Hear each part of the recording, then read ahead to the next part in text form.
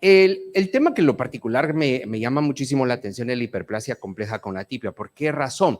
Y lastimosamente hay datos en lo particular que van a llamar mucho la atención en cuanto a esto, ¿verdad? Te claro que no tengo ningún conflicto de interés para esta charla.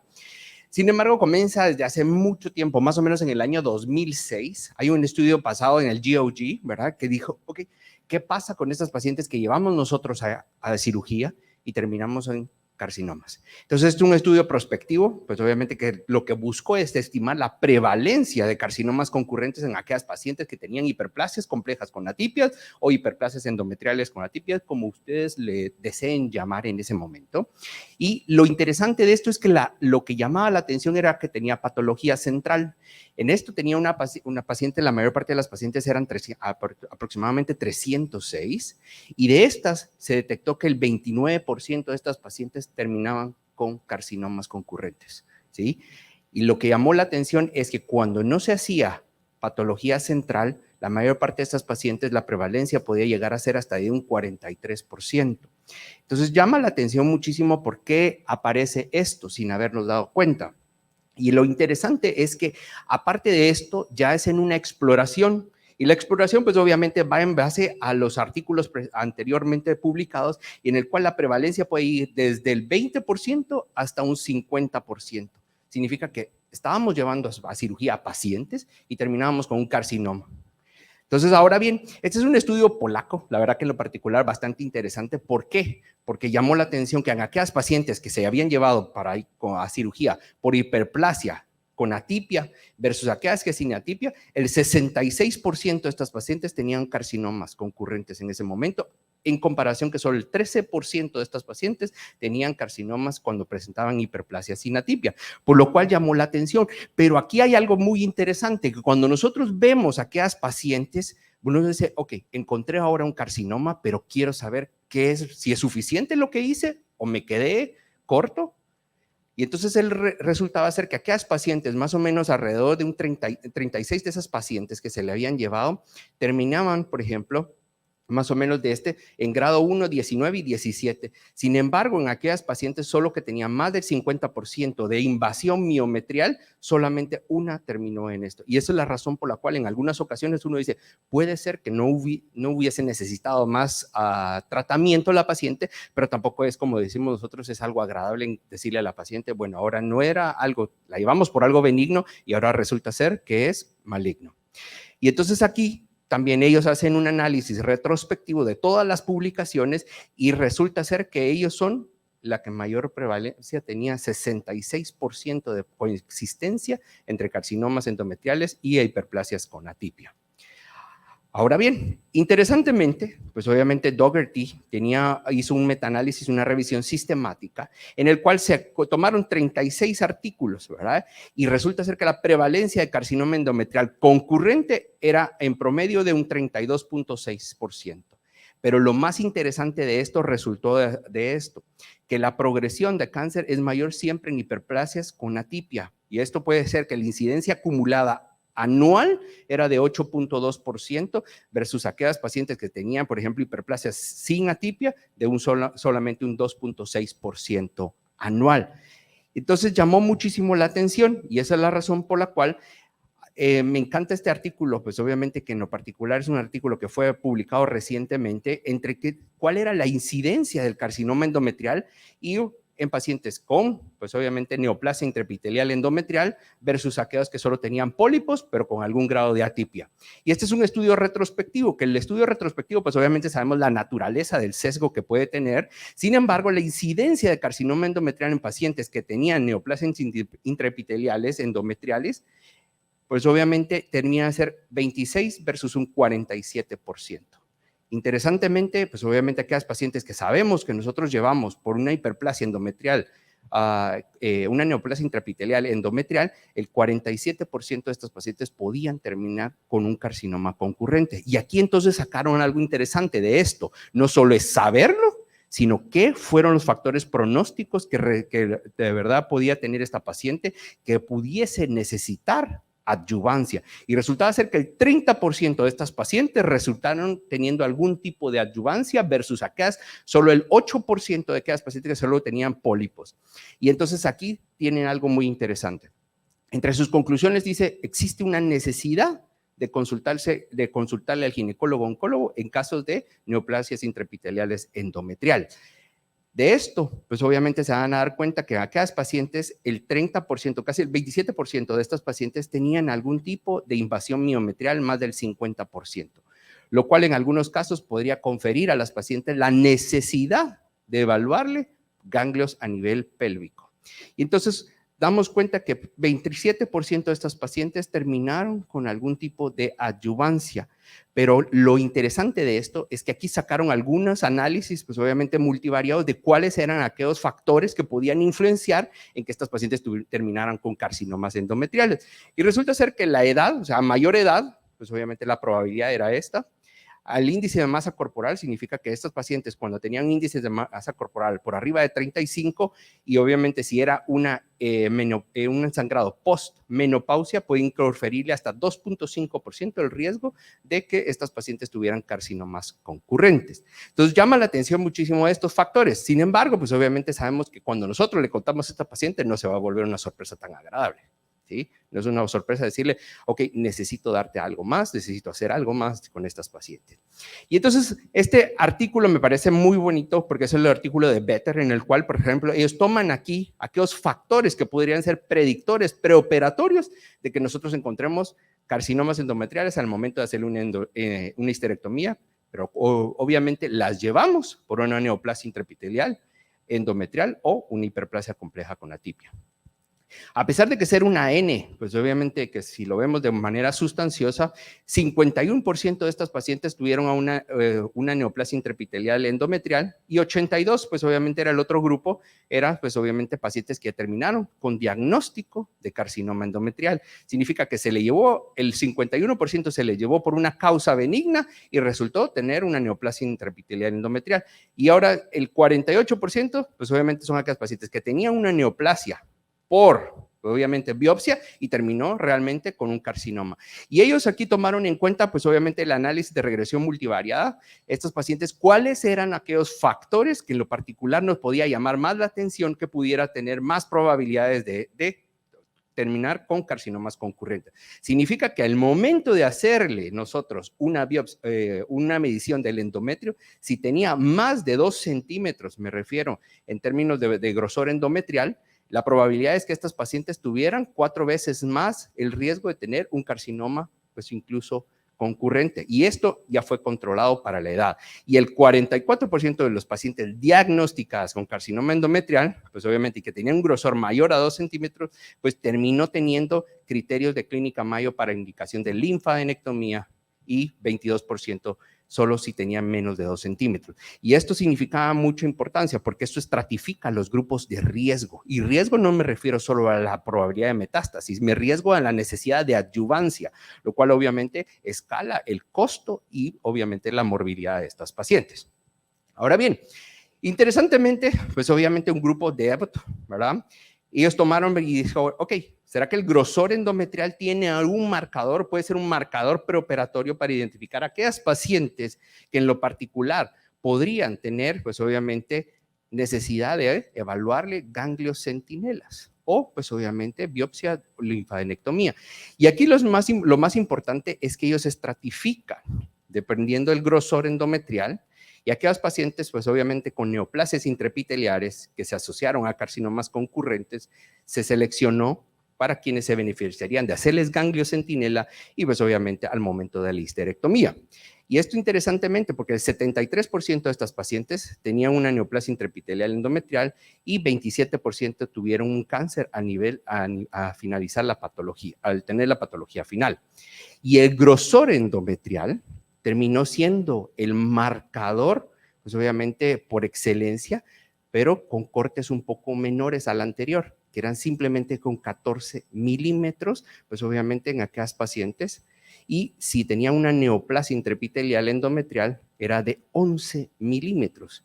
Eso es importante, ¿por qué razón? Porque ellos tomaron, cuando ya estratificaron por grupos más, obviamente más amplios, el grosor endometrial terminó siendo 2 veces mayor riesgo, o sea, mayor a 20 milímetros, 2 veces un riesgo mayor de cáncer endometrial. Y en aquellas pacientes con un grosor endometrial de mayor de 15 milímetros, tendían a tener 2.5 veces más criterios, más veces de riesgo de asociarse a criterios de alto riesgo. ¿Y cuáles eran aquellos criterios de alto riesgo de la clínica Mayo? Era que tenían invasión miometrial en mayor de 50%, una histología adversa o de alto grado, o un tamaño tumoral mayor a 2 centímetros. Y cuando nosotros estratificamos estas pacientes, son aquellas pacientes que podemos necesitar, como se los dije, buscar ganglios para ver si hay o no invasión a los mismos. Y entonces resulta ser que los 20 milímetros, para que se recuerden, es aquello que realmente para nosotros nos puso como un riesgo inminente. ¿Y por qué razón? Se vuelve interesante. Nosotros sabemos que por parte de las guías del NCCN para el tratamiento del carcinoma endometrial, nosotros sabemos que al menos necesitamos una histerectomía total más, obviamente, salpingoforectomía bilateral. Y aquí dice surgical staging. Surgical staging significa, en muchos lugares puede variar, pero puede significar al menos usted debe tener evaluación de ganglios, ¿sí? Pero hay criterios que nosotros sabemos que pueden ser aquellas pacientes que vienen incompletamente estadificadas, o sea, no se completó la estadificación. Y en aquellas pacientes, por ejemplo, con histologías menos adversas y que no tienen invasión linfovascular, muchas veces uno puede considerar la observación, pero aquellos grupos que realmente son, por ejemplo, incluso estadios tempranos, pero histologías adversas, pueden suceder que estos pacientes recuerden que necesitamos evaluación quirúrgica. Y no necesariamente significa que solo nos podemos quedar con las imágenes, porque en muchas ocasiones estas pacientes pueden ameritar recibir algún tratamiento adyuvante. Y entonces la pregunta es, como decía, pues obviamente en Hamlet, ¿hacer o no hacer gangliocentinela? Pues esa es la pregunta, ¿sí?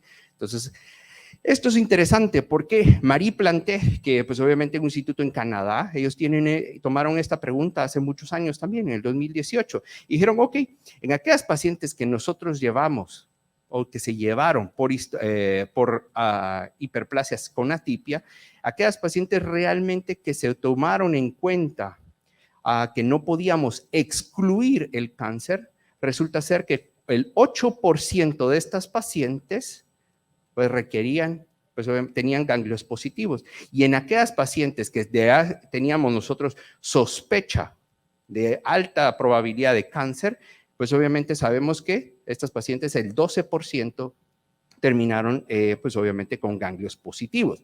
Entonces aquí decía, ganglios, pues obviamente en una hiperplasia con atipia es de utilidad nula.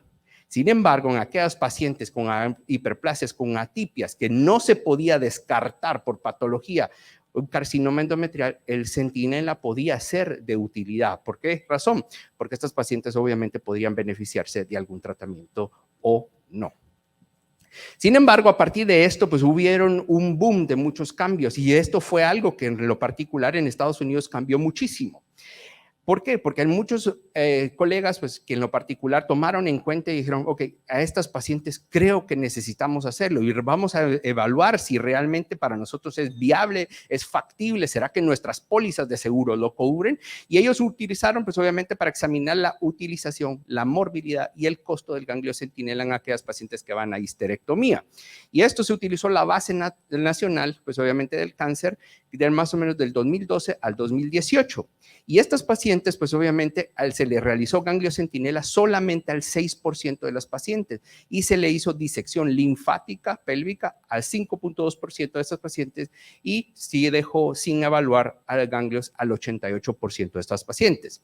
Y esto representó que en ese momento, en el año 2012, para una hiperplasia típica, solo el 0.8% de los cirujanos hacían ganglio centinela, pero curiosamente en el 14% en el 2018 lo hace. Y esto cada vez esta tendencia va aumentando con el pasar de los años. Y las complicaciones fueron similares en los grupos. Lo más probable era que se utilizaba el ganglio centinela cuando venían en pacientes de centros académicos y en el oeste de Estados Unidos y cuando se hacía cirugía robótica. Fue donde más ganglio centinela se usó. se usó. Y el costo medio, pues obviamente era significativamente, no significativo. Sin embargo, no aumentó la morbilidad o mortalidad por gangliocentinela, y esa es la razón por la cual nosotros sabemos que cada vez más personas no se sienten cómodos dejando a las pacientes sin hacerles gangliocentinela en aquellas pacientes con hiperplasias con atipia. Y ahora interesante, Koji Matsuo también, que es otro colega, pues obviamente en la costa en California, él pues obviamente toma la base y esto lo publica hace pocos meses y dice, ok, este es un estudio retrospectivo del costo y la utilización. Y resulta ser que ellos tomaron en cuenta desde el año 2016 al 2019 con una N que era alrededor de 50,000 pacientes para la evaluación de ganglios, pues, y obviamente aumentó basado en el tipo histológico, la modalidad y obviamente ciertos parámetros. Y esto es interesantemente, ¿por qué razón? Porque pasó de ser una pequeña porción a ser casi 17% más la probabilidad de que se le haga gangliocentinela a las pacientes que se van a llevar a cirugía mínimamente invasiva. Y entonces nos da como tema interesante que en los últimos 4 o 5 meses, ustedes ven la mayor parte de estos, en el 2023 empezó a publicar la mayor parte de estos artículos. Y esto lo que nos dijo es, ok, vamos a determinar, Matanes dijo, la prevalencia del riesgo intermedio alto o pues obviamente de alto riesgo para pacientes que podían tener carcinomas endometriales, pero que eran llevadas por una neoplasia intraepitelial endometrial. Y esto, pues obviamente interesantemente, que solo 15% de estas pacientes que se les llevó tenían criterios de riesgo intermedio o riesgo alto, y el riesgo alto solamente 12 pacientes, que la mayor parte de estos pacientes tenían G2, G3 o pues obviamente que en algunas de estas tenían más de invasión del 50% y algunos obviamente compromisos de serosos o por invasión cervical y en 2 tuvieron involucros pélvicos, lo cual pues obviamente en lo particular tiene interesante porque ellos también hicieron una evaluación de la literatura y resulta ser que la mayor parte de estas pacientes, solo un porcentaje menor tenían ganglios positivos. Pero si dejamos a estas pacientes sin haber evaluado esto, pues tienen impacto en la sobrevida de estas pacientes. Y entonces el objetivo de esto, seguir, por ejemplo, Jennifer Mueller del Memorial Sloan Kettering, tomó también esto mismo y dijo, ok, nosotros queremos evaluar si estas pacientes tienen más eventos adversos, qué es la patología final y si realmente el perfil molecular, que hoy estamos hablando mucho de eso, tenía un impacto. Y resulta ser que la mayor parte de estas pacientes con hiperplasias endometriales, pues el tiempo operatorio, pues hacerle gangliocentinela, vernos no haciéndole gangliocentinela, no tenía ninguna diferencia en el tiempo operatorio. Y obviamente los efectos adversos eran muy similares, pero 44% de estas pacientes tuvieron carcinomas G1, G2 y 4% de estos tuvieron estadios 1B o mayores. Y el 10% de estas pacientes recibieron algún tipo de adyuvancia. Y la razón por la cual ellos concluyen que el gangliocentinela es aceptable, seguro y detectable a un pequeño grupo de pacientes con metástasis ocultas, pero que puede aumentar el estadio y obviamente nos da factores pronósticos. Ahora, obviamente, hacerle pues obviamente la evaluación del Cancer Genome Atlas, pues nos puede decir a aquellas pacientes que podrían tener histologías adversas. Por ejemplo, aquellas pacientes que tienen inestabilidad microsatelital, tienen mutaciones en poli o incluso pues tienen tener copia alta o copia baja. Y resulta ser que las pacientes que tenían low copy, que eran las de menor cantidad, pues obviamente eran solamente 27 de estas pacientes. Y es la razón por la cual hace poquito y en pocos tiempos va a estar publicado este artículo, que ese es el consenso del Colegio Americano de Ginecólogos y Obstetras, donde dice cuál es el manejo de aquellas pacientes con neoplasias intraepiteliales endometriales, y es que el ginecólogo debe intentar excluir la concurrencia de carcinoma endometrial, pues obviamente de una neoplasia intraepitelial endometrial. Y a aquellas pacientes que fueron llevadas, la literatura nos dice que puede haber concurrencia de cáncer desde un 30 hasta un 50%. Y aquí ellos toman en énfasis ciertos criterios donde dice que la histeroscopia es un método adecuado para detectar la concurrencia. Y en aquellas pacientes, pues obviamente que nosotros tenemos una neoplasia intraepitelial endometrial o una hiperplasia endometrial con atipia, la histerectomía es el método definitivo para el tratamiento. Y en estas pacientes debemos evitar a toda costa hacer ablaciones endometriales y evitar hacer histerectomía supracervical. Sin embargo, esto también puede ocurrir en aquellas pacientes que deseen preservar la fertilidad y en este caso los dispositivos liberadores de levonorgestrel pues son la opción para preservadoras de la fertilidad. Pero una vez estas pacientes se les ha excluido de tener carcinoma endometrial. Y esa es la razón por la cual, pues, si tenemos la posibilidad, deberíamos de poder tomarnos el tiempecito de poder hacer una evaluación ganglionar con lo que tengamos, ya sea con verde de indocianina o con el simple azul patente o azul de metileno, con el objetivo de tener una estadificación correcta de estas pacientes y que nosotros podamos determinar cuáles van a ser aquellos grupos que van a estar favorecidos de la adyuvancia o simplemente de la vigilancia. Entonces, con esto me despido de ustedes y muchas gracias.